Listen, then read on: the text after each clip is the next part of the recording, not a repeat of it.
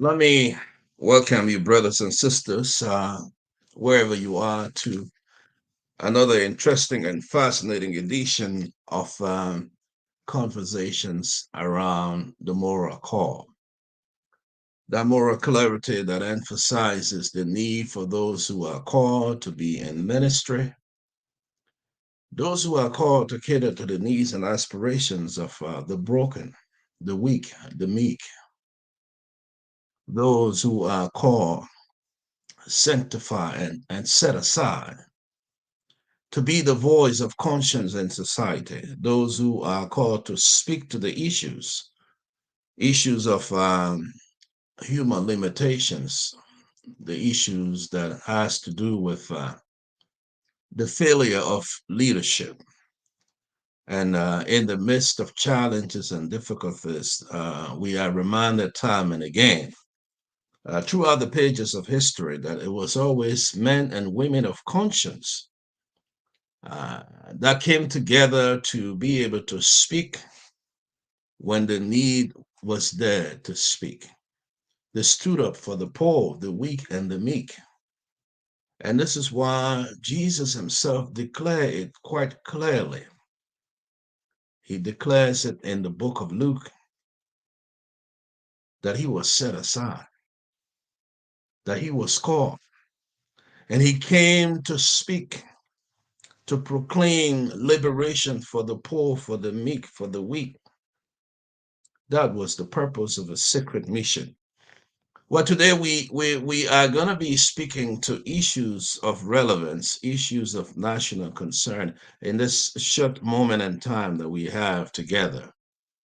And as we indicated to you in the promo, that we're going to be talking today with two distinguished moral leaders from the diaspora community to speak to the burning issues in Liberia, the silence of the church, uh, the need for the church as it is recognized in keeping with our ethical responsibility to be the voice in the wilderness, the voice of conscience, to speak to issues of national and international concern.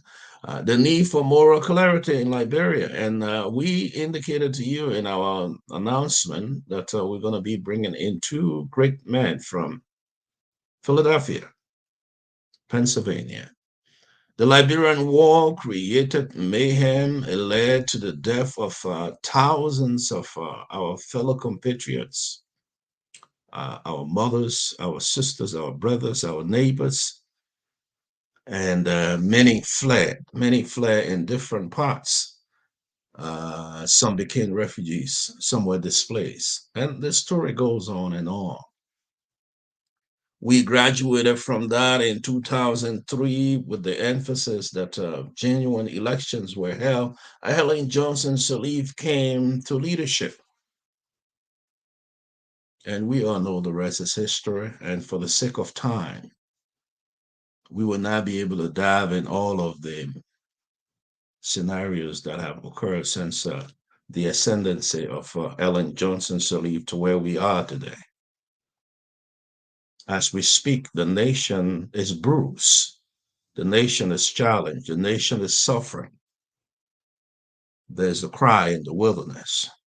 And if there's a weeping prophet, if we go back to history and to the Bible, then of course there must be men of conscience and men of God who will come today to talk to us about what's prevailing. And I was speaking to a scholar just yesterday, the day before. The moral question he raised to me was, where is the church? What is happening to Liberia? Where is the Council of Churches?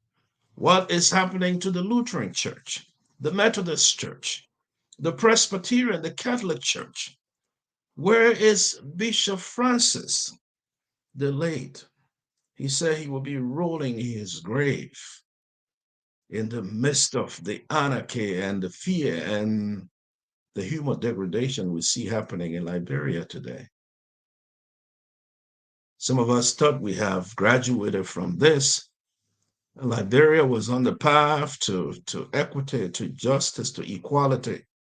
to improving the way of life of the people, to making sure that people have water and sanitation, that children could go to school, and people could live not in fear. But here we are again. Thanks for joining us. If you're just coming to the broadcast, this is the Christian Vision Broadcasting Network. And today we're coming to you from both sides of the United States, but both sides of Pennsylvania. I'm speaking to you from Western Pennsylvania. The two distinguished colleagues who are joining us are coming from Philadelphia, Pennsylvania. Let me bring in Reverend Dr. Moses Suah Dennis, and also bring in Apostle Nat Miller. The two colleagues joining me are from the Liberia Ministers Association. My understanding, and I remember quite vividly from the very onset of the Liberia Ministers Association, I did work with Pastor Dennis in Philadelphia then. Pastor Dennis happens to be the current chair of the board of this particular group. And Nat Miller happens to be now the president of the Ministers Association in the Delaware Valley. And that I'm certainly sure they will be able to talk to us on the prevailing circumstances we have in Liberia. And then the question for me is, what is the Diaspora Church? The Diaspora Church doing? Also, Reverend Dr. Dennis serves in the capacity of the Liberia Ministerial Alliance in North America. So he's wearing two hats today. But gentlemen, welcome to the show.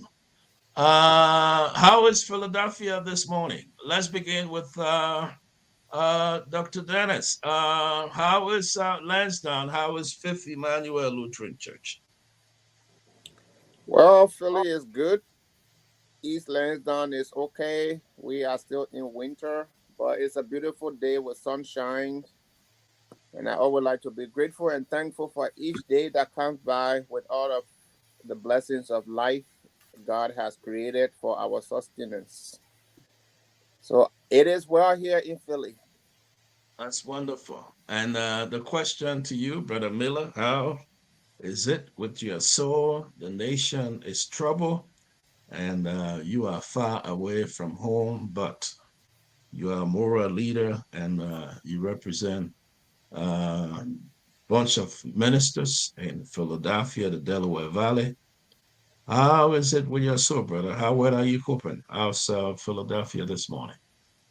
Hey, thank you, Dr. Quade, for just the opportunity to have a conversation this morning. And a special greetings to you, Dr. Dennis. It's a blessing to be alive. Yeah. Like Doc said, we have at least about 35-ish degree here, but the sun is shining.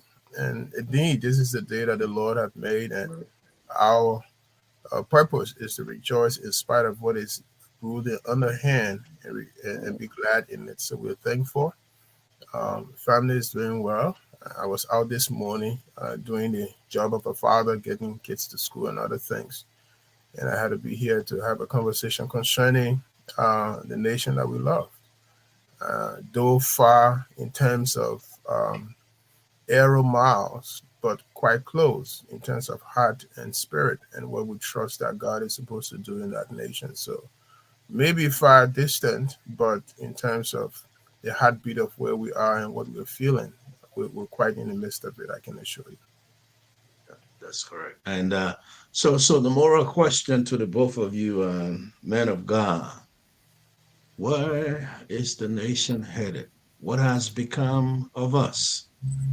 How immoral we've become and how wicked we've become. If you listen to the stories, it goes back as far as Matthew Innes, Ibata Yensua, Gifty Lamar, and Princess Cooper. The list goes on and on. And all of these mysterious killings that are taking place in Liberia, and of most recent, the daughter of the former Chief Justice, Gloria Musu Scott.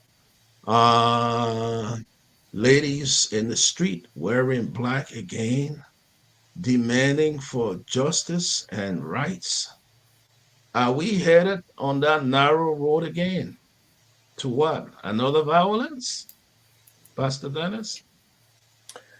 Um, Let me just piggyback a little bit on what the Apostle Miller said. You know, we had an event here last Saturday, and one of the statements that was made, we can be far away, but make our presence felt. And I think that is very important. Our hearts in Liberia, and in a very practical way, mothers, aunties, cousins, nephews, nieces, they are all home. All of us cannot be in the United States. So the news from Liberia can be overwhelming, can be discouraging, but as you have asked, I think we can and are making our presence felt through, first and foremost, as people of faith, through prayers to God. But as we know in the States, as it has been said in recent time, we have to go past prayer and take actions like the women are taking.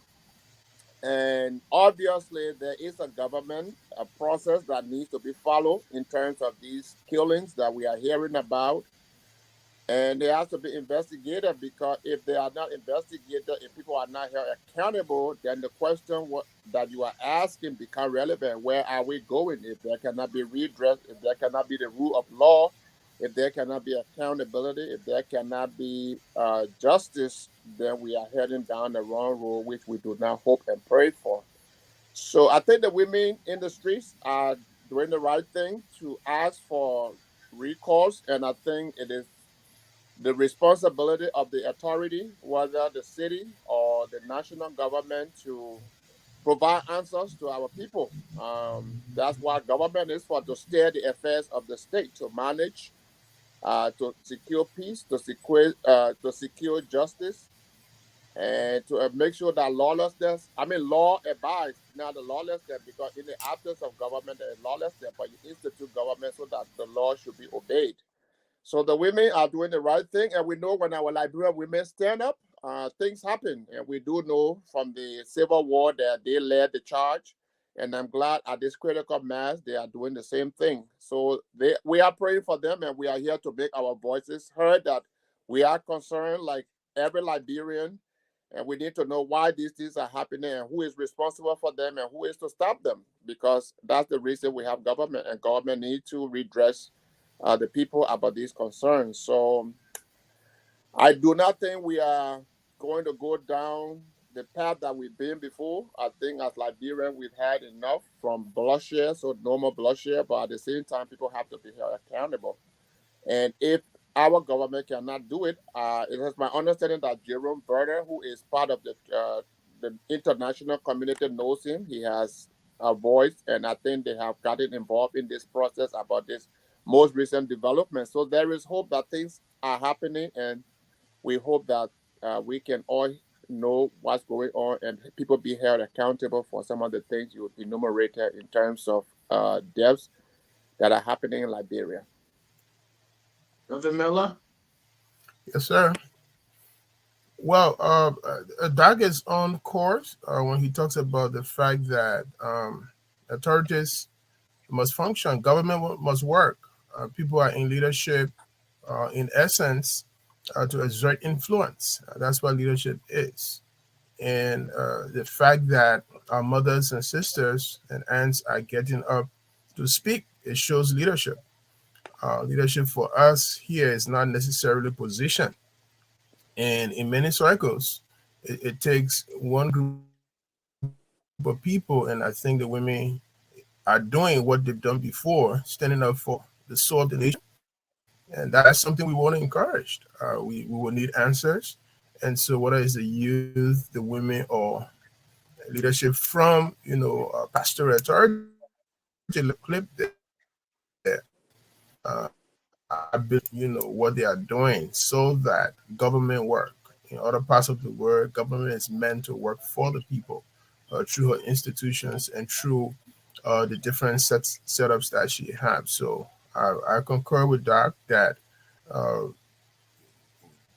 truth must be told, um, justice must be found in all of this, and leadership must work.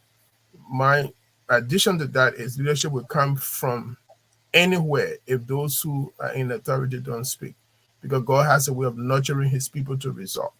You mentioned through history a couple of leaders that stood up. They were not people in position, as it were, but they were people who had moral conscience, and the compass of that particular season and time fell on them, and it stood up. And so I encourage, our mothers and us here as leaders, also pastors, not just praying, but speaking truth to power, as it were, to rise up. And from our point of view, from our vantage point, God can use any and either of those to bring to bear what He wants in this time and season for our people. Yeah. And the reality of the matter is that if I may piggyback on that, the Council of Churches play a pivotal role even during the time of the war, the period of the war, negotiating the peace and working along the way throughout the sub-region and the whole world. What has become of the voice of conscience? That's one. And even those of us who are here in this part of the world, we do have considerable influence. Is the Ministers Association doing anything in the direction of bearing some pressure from this side of the world? When Washington speaks, people listen in Liberia. We know that. All right. We got to a point that George Bush said Taylor must go, and Taylor left. Where are we in terms of the role that those of us within the diaspora community must play, and stop thinking that, well, this is the Liberian problem, it's thousands of miles away from us. And if we do not play a proactive role, making sure that we can bear considerable pressure on the leadership in Liberia to bring about the change that is necessary. Because I say it in the sense that these killings that we're talking about, they are not things that have just occurred within the period of a month, 2 or 3. Some have gone beyond to over 3, going to 4 years. And yet there are no findings. There are no international forensic update in terms of what happened to people like Suah, the auditors, and others. And this continued to be a persistent theme. Every time we wake up in the morning, if you go on social media or if you read the papers, there is a dead body lying somewhere in some part of Liberia. Yeah, I'm glad you preface your question that when Washington speaks, the world, as it may be, listens. And the last time I had an opportunity to be in Washington was with Bishop Cotto, who is the immediate he who just left the Council of Churches as president, and we were there meeting the president of the National Council of Churches to advocate on behalf of Liberians when it comes to their status. And thankfully, the Fairness Act was passed under the former president, Donald Trump, and Liberians today have access to citizenship. So what are we doing? We are here to, like you said, not to exert pressure in that sense, but to be partners with the Liberian Council of Churches. And that's the whole idea the Ministerial Alliance was formed, so that we have a national umbrella for our churches to come together in the diaspora to do things that needs to be done. And like I said, the last time Bishop Cotto was here about 3 years ago, we were in DC, and we did something that worked for our people. The current leader of the National Council of Churches was in the States, but we never had opportunity to meet. But when I was there a year ago, I visited the council's office, and we engaged them, letting them know that we are here to be partner with them. There are things they are not able to say or do, we can say and do. But there are things we on this side cannot do, they have to say and do. So in such a time, my call would be that, I'm very sure they have plans. They are trying to get themselves out there, but they say sometimes silence means concern. So if they don't speak out, it means that they will be seen to be endorsing what is happening. So I call on them to, speak to this issue, because this is an issue now that is gaining international attention. Like I said, Jerome Vera and other people are now, beginning to look into this more recent killing that you referenced. So we are not on the ground; they are there, and we call on them, to be able to speak out like they did when the video came up about, about some threats that were being orchestrated for the election, and the Council of Churches spoke that that video was not authentic. It did not represent what Liberia looked like.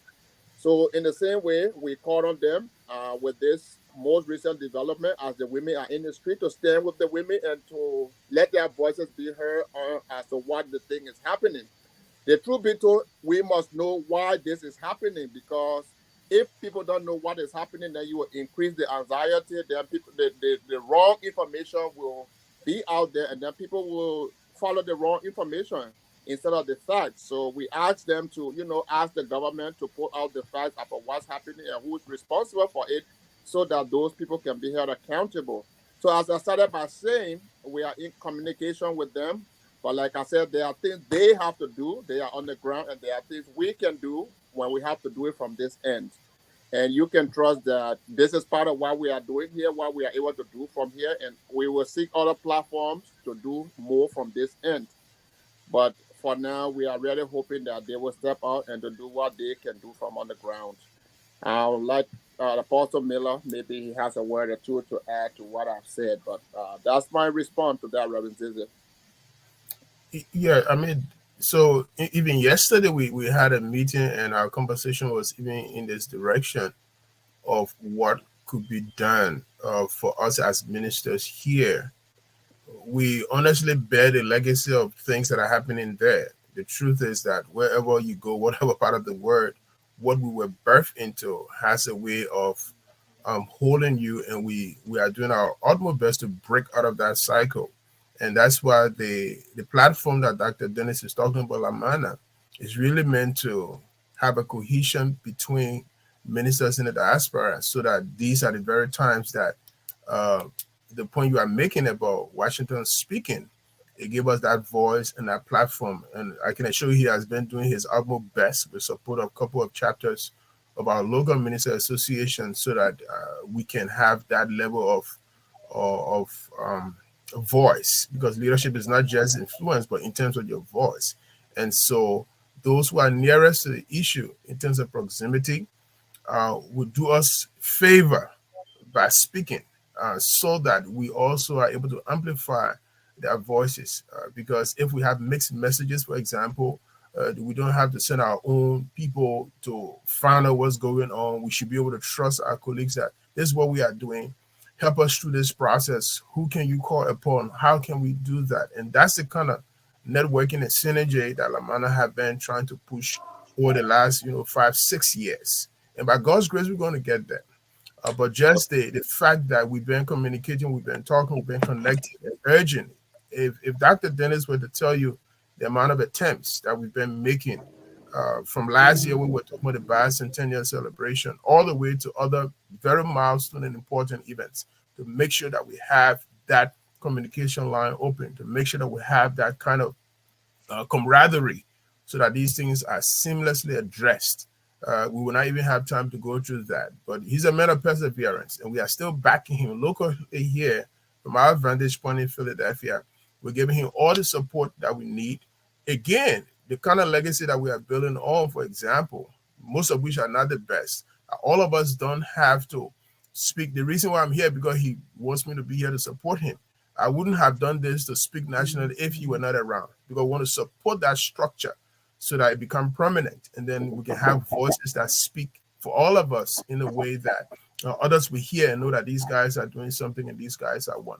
And that's what we are doing. We are supporting locally as LMADV, the efforts of Lamana, to make sure that just the phrase that you had that when Washington speaks, so that when we as Liberian ministers in the diaspora speak, others will hear and know that we are one unit, and we are speaking on behalf of a nation that is bleeding, like you said, that is suffering.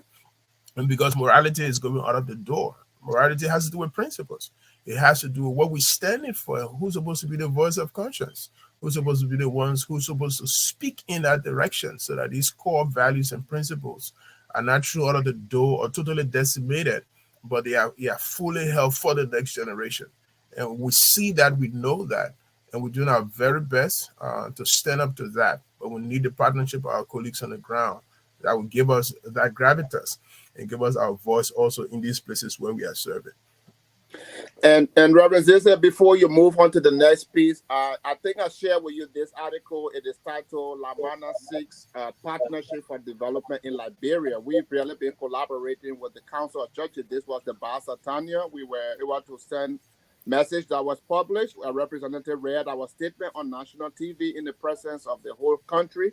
And so we've been doing our utmost best to partner with our fellow ministers in Liberia. But again, they are on the ground. There are things only them can do, and we are on this side. There are things we can do from this side. So that's why we are doing. We are doing everything we are able to do. Well, if you just joined us, this is the Mora Call on the Christian Vision Broadcasting Network. We have two distinguished guests joining us from Philadelphia.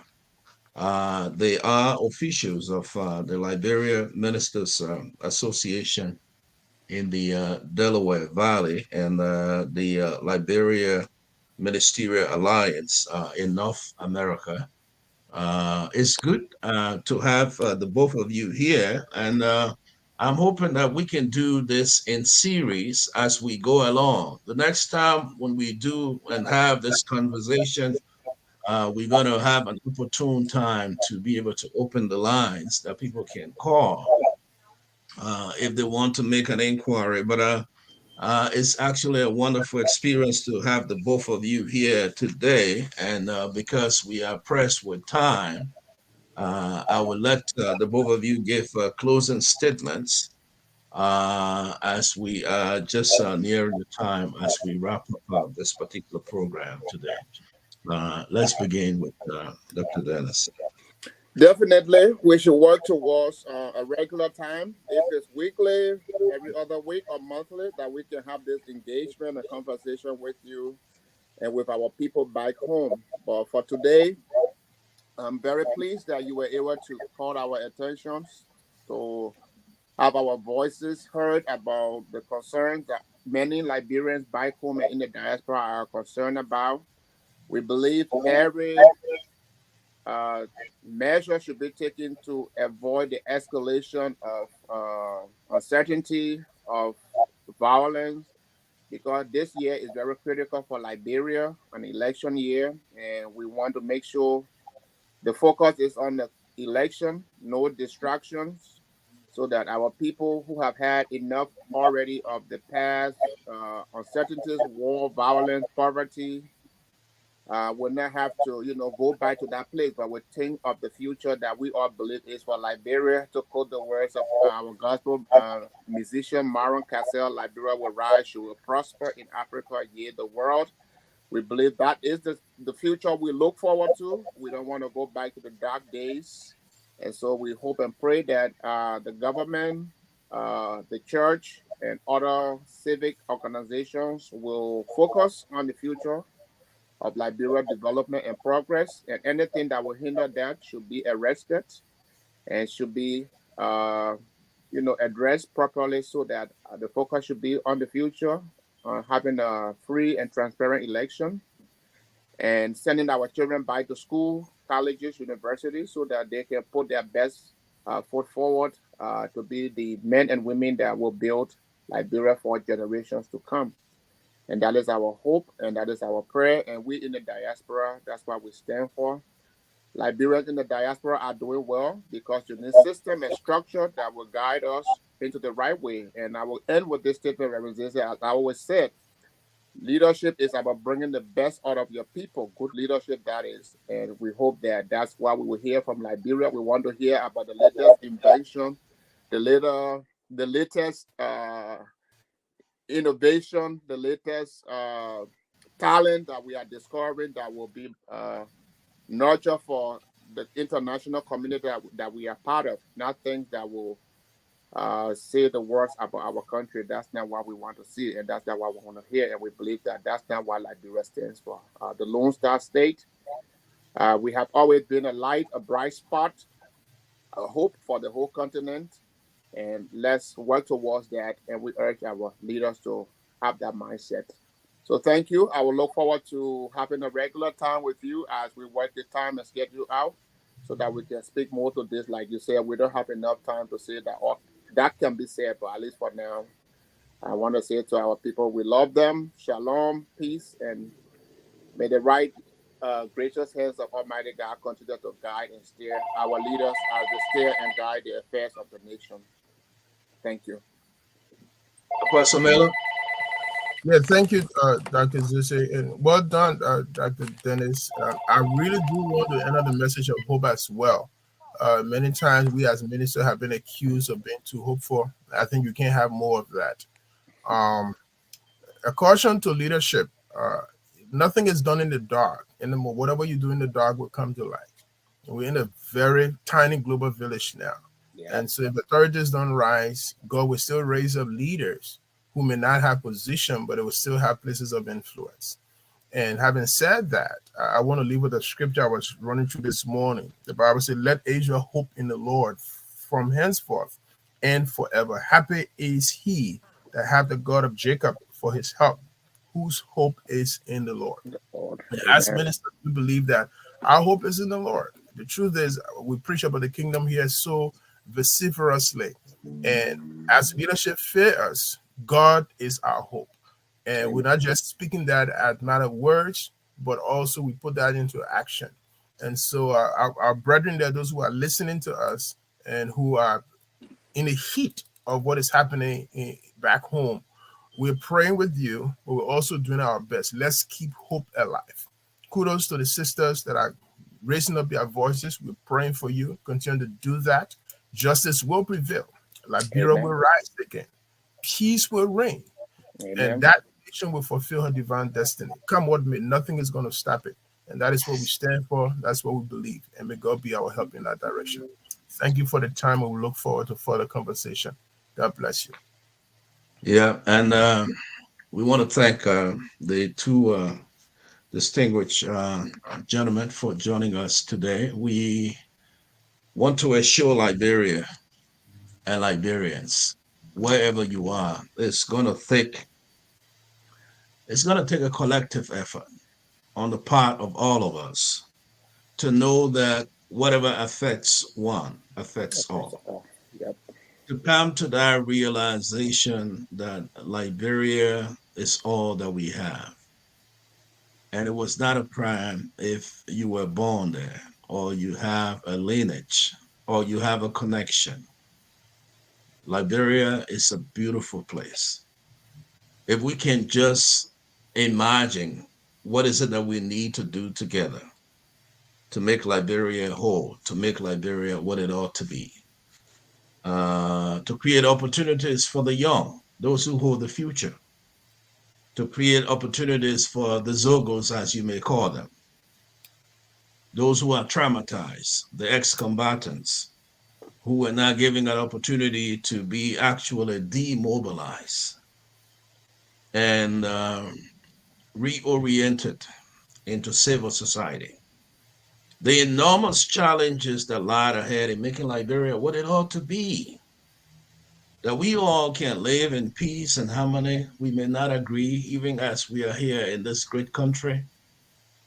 Many of us have different ideological perspectives. We have different orientations, but we live in this country because there is the rule of law, where everybody is equal before the law. Yep. And that is what we need in Liberia, looking at our past, looking at the mistakes we made, looking at where we've come through the crucibles of war. Thousands of our fellow compatriots, men, women, children, the elderly were all killed in the name of freedom, a hard-earned freedom. And the very Bible reminds us that it is through the shedding of blood that people come to redemption. We've passed that stage. But we cannot continue to share blood persistently, where the vulnerable and the weak have no justice. And it becomes incumbent upon all of us, irrespective of where you are, at home, abroad, to begin to realize that our common patrimony is the country called Liberia, and that the need we come together. And that's the intent we have on this program. And we come here each time when we have conversations with scholars, with teachers, with pastors, with ministers, with people who are greatly conscious and will bring to us the voice of wisdom as we have today. We want to thank you so much for being a part of the program. We want to thank Pastor Dennis for joining us. We thank Brother Miller for joining us. We will invite the both of you from time to time. Pastor Dennis is a part of this creation. He's not a stranger. And it's a great pleasure to meet you, Brother Miller. We want to thank our audience for joining us today.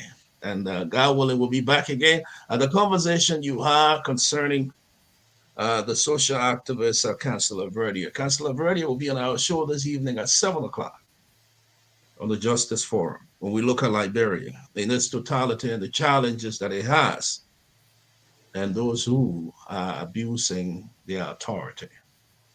Until then, when we come back again, I want to thank you so much. From Western PA, my colleagues out there in Philadelphia, Pastor Dennis and Apostle Miller.